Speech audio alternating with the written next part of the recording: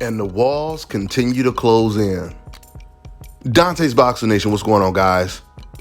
So finally, it is official that PBC and Jermell Charlo sent Jaime Munguia an offer to make his biggest payday fighting for a title against Jermell Charlo.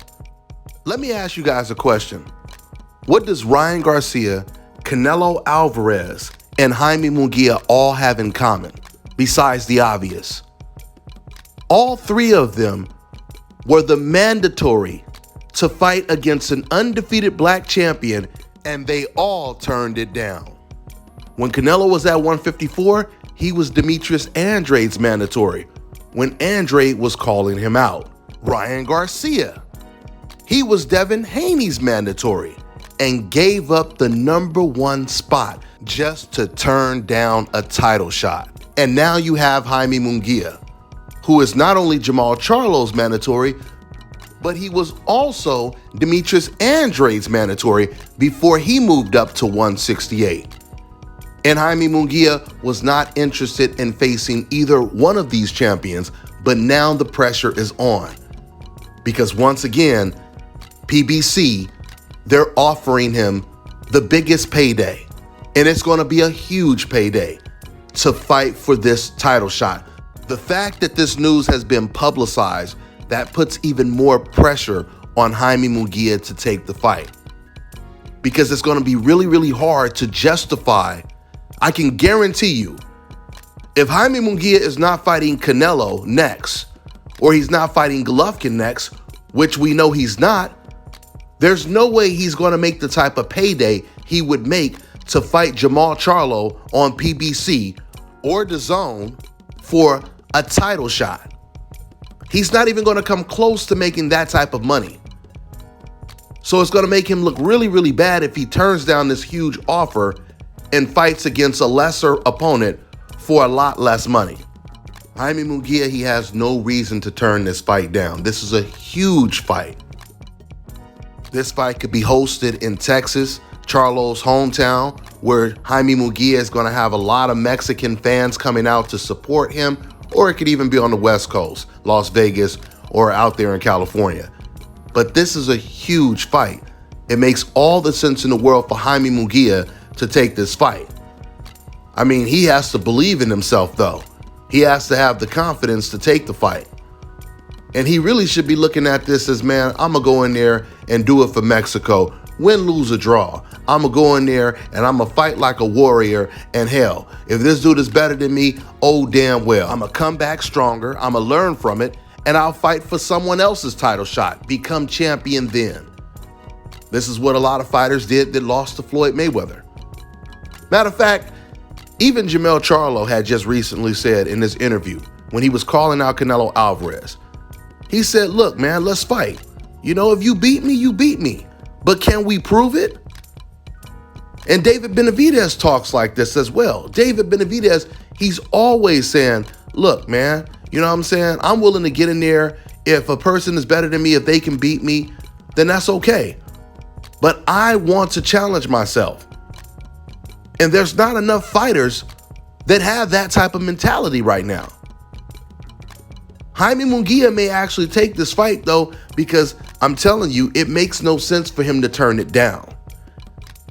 And I can tell you, man, when it comes to Al Haymon and PBC, they're extremely persistent when they put those deals out there. They will sweeten up the deal. They will basically try to give you whatever it is you want to get you to take the deal. So that's why I know it's going to be extremely hard for Jaime to turn this fight down, especially considering the fact that there's no other big names available for Charlo right now, not at 160.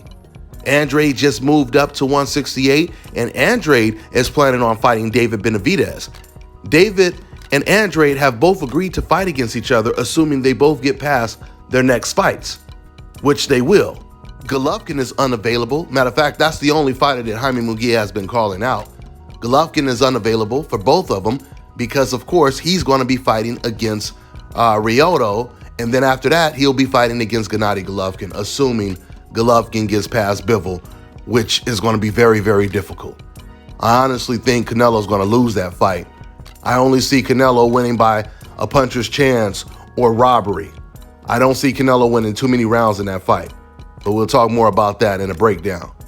So this is the reason why I believe PBC, they're going to push really, really hard for this fight, and DAZN should be pushing really hard for this fight as well, because there is no other fight at 160 that will make sense.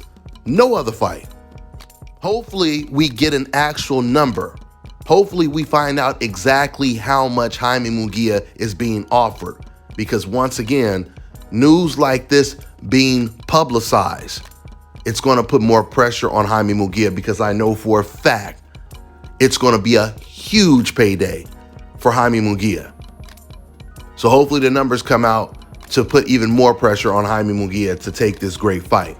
That's all I got for now, guys. I'm on to the next one. All right, now check this out, guys. If you're looking to repair eczema scars, burns and bruises, dark spots and blemishes, then this right here is the perfect product for you guys. It's called LO Key Face and Body Oil. Athletes and top-ranking boxers, they're also using it after training to reduce swelling, inflammation, and to ease the pain. So get yours today. Go to lodkey.com, like them on Facebook, and follow them on Instagram.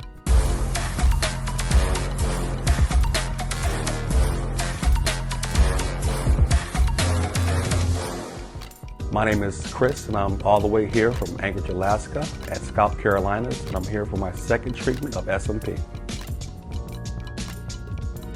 Well, I was sitting at home one day and going over my Facebook page, and they have different, like advertisements popping up, and I saw one for SMP, and I saw some pictures of some guys, before and after, and I was looking at that, and it caught my attention, so I Googled it. SMP, nothing showed up in my area.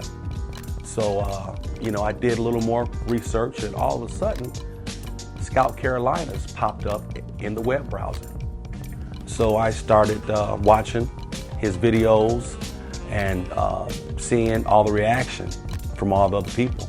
We talked on the phone, we made appointments and everything. I sent him pictures, and he looked at them, and I was like, can you fix this? And, he pretty much said, no problem.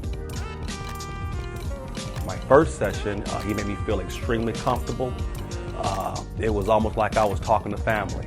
He started, and during the whole treatment, we talked and, about our families and our life, and, and things that he does and things that I do. And before I know it, the first session was over. When you see someone doing something that they love, as much as I see Enoch Glover love what he does, it shows in his work. I wouldn't point anyone in any other direction but here to North Carolina, Scalp Carolinas, to get this done.